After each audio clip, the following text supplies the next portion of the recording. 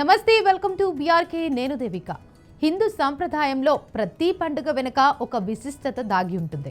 దేశవ్యాప్తంగా హిందువులు జరుపుకునే పండుగల్లో హోలీ పండుగ కూడా ఒకటి. ప్రతి ఏటా ఫాల్గుణ మాసంలోని శుక్లపక్షం పౌర్ణమి తిథి రోజు ఈ హోలీ పండుగను జరుపుకుంటారు. చెడుపై మంచి సాధించిన విజయానికి చిహ్నంగా హోలీ వేడుకలను నిర్వహిస్తారు. ఈ ఏడాది 2026 మార్చి 3 హోలీ పండుగను ఎంతో ఘనంగా జరుపుకుంటారు.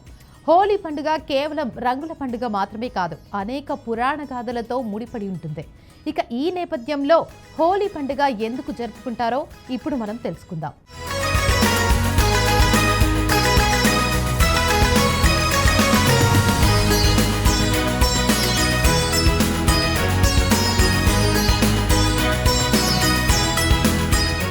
ఇక విషయంలోకి వెళితే, హోలీ పండుగ వస్తుందంటే చాలు ప్రతి ఇంట్లో పండుగే. దసరా, దీపావళి తర్వాత దేశవ్యాప్తంగా అత్యంత వేడుకగా జరుపుకునే పండుగల్లో హోలీ పండుగ ఒకటి. చెడుపై మంచి సాధించిన విజయానికి ప్రతీకగా వసంత ఋతువు రాకనకు ఆహ్వానిస్తూ ఈ హోలీ పండుగను జరుపుకుంటారు. ఈ హోలీ పండుగను సత్యయుగం నాటి నుంచి జరుపుకుంటున్నట్లు హిందూ పురాణాలు చెబుతున్నాయి. హోలీ అంటే అగ్నితో పునీతమైనది అని అర్థం. హోలీ పండుగను హోలికా పూర్ణిమ, కాముని పున్నమి, డోలికోత్సవంగా కూడా వ్యవహరిస్తారు. ప్రతి ఏటా ఫాల్గుణ మాసంలో పౌర్ణమి రోజున ఈ పండుగను జరుపుకుంటారు.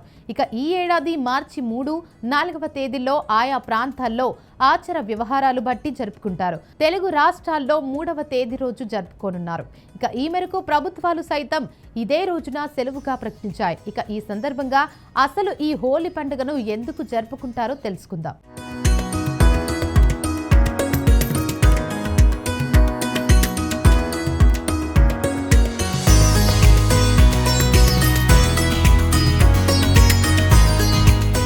హోలీ పండుగ జరుపుకోవడానికి కారణాలు. ప్రహ్లాదుడు హోలిక కథ. రాక్షస రాజు అయిన హిరణ్యకశపుడి కొడుకు ప్రహ్లాదుడు నిత్యం శ్రీ మహావిష్ణువును స్మరిస్తుంటాడు. కుమారుడు అలా చేయడం హిరణ్యకశపుడికి నచ్చదు. ఈ కారణంగా కుమారుడైన ప్రహ్లాదుడిని మట్టుపెట్టాలని నిర్ణయించుకుంటాడు. వెంటనే అతని రాక్షస సోదరి అయిన హోలికను పిలుస్తాడు. ఆమెకున్న శక్తియుక్తులతో ప్రహ్లాదుణ్ణి మంటలో ఆహుతి చేయాలని కోరతాడు. దీంతో హోలిక ప్రహ్లాదుణ్ణి ఒడిలో కూర్చోబెట్టుకుని దట్టమైన మంటల్లోకి దుక్కుతుంది. అయితే శ్రీ మహావిష్ణువు మాయ కారణంగా ప్రహ్లాదుడు ప్రాణాలతో బయటపడతాడు. కానీ హోలిక మాత్రం ఆ మంటల్లో చిక్కుకుని చనిపోతుంది. హోలిక దహనమైన ఈ రోజును హోలీ అని పిలుస్తారనే ప్రచారం కూడా ఉంది. అందుకే ఉత్తర భారతదేశంలో అనేక ప్రాంతాల్లో రాత్రివేళ హోలిక దహనం కూడా నిర్వహిస్తారు.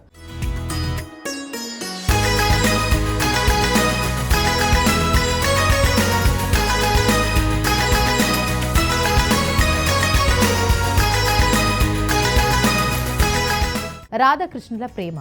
శ్రీకృష్ణుడు బృందావనంలో రాధపై రంగులు చల్లి ఈ హోలీ పండుగను ప్రారంభించారని చెబుతారు. రాధాకృష్ణుల ఉల్లాసభరితమైన లీలలను జ్ఞాపకం చేసుకుంటూ ఈ పండుగను జరుపుకుంటారు. ఇక ముఖ్యంగా ప్రేమ, అనురాగాల పండుగగా జరుపుకుంటారు.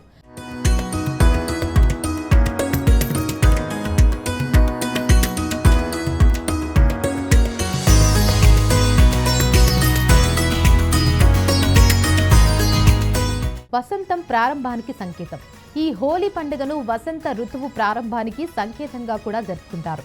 శీతాకాలం ముగిసి ప్రకృతి రంగురంగుల పూలతో కలకలలాడే వసంత ఋతువు ప్రారంభానికి సంకేతంగా ఈ హోలీ పండుగను భావిస్తారు.